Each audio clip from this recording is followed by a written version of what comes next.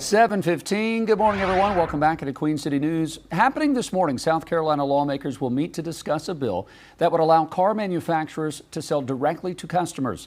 The move would likely benefit a massive EV manufacturing plant that's currently under construction just 25 miles north of Columbia. Our Queen City News chief business correspondent Taylor Young joining us now. Taylor, the state has poured over $1 billion in to entice Scout Motors to open shop in the Palmetto State.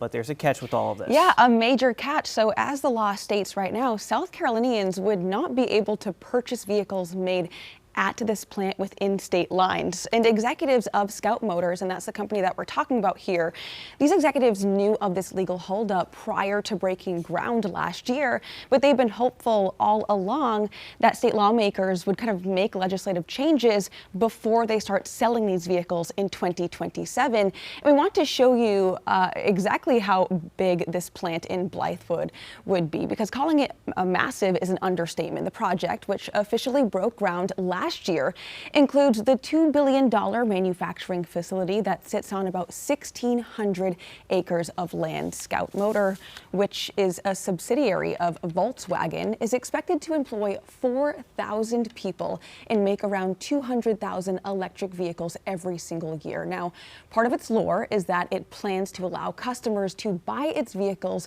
within minutes via an app, where it can also be used to handle repairs and upgrades. Now, of course, for that plan to work, there's going to have to be some legal changes, really. And I mean, as of right now, even these future employees wouldn't be able to purchase the cars that they're essentially making because of these laws.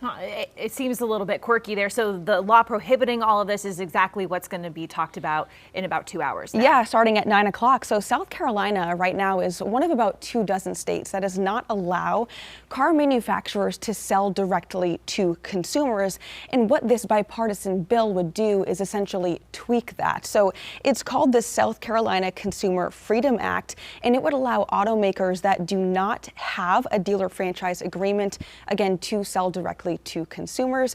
There's, of course, some back and forth over whether this is a good idea or not, but the primary goal, as written in this bill, is to really give consumers more options here rather than forcing them to go through the dealership route, which they have to if they want to buy a new car right now. So what's the reaction been like to the proposed bill? Well, as you could imagine, this would be a massive win for Scout Motor, but also other EV companies. I mean, just think about Tesla and Rivian, who have a similar business model. But on the other hand, like you said, there's been some back and forth. There are concerns that allowing manufacturers really to kind of go this app or online retailer route could actually increase prices and create even less competition. So the opposite of what this bill is trying to do. But I can say, you know, again, this meeting starts at 9 o'clock. I do expect it to be lively. I did speak with an executive at Scout Motors yesterday. They have a team heading to Raleigh right now to attend this meeting.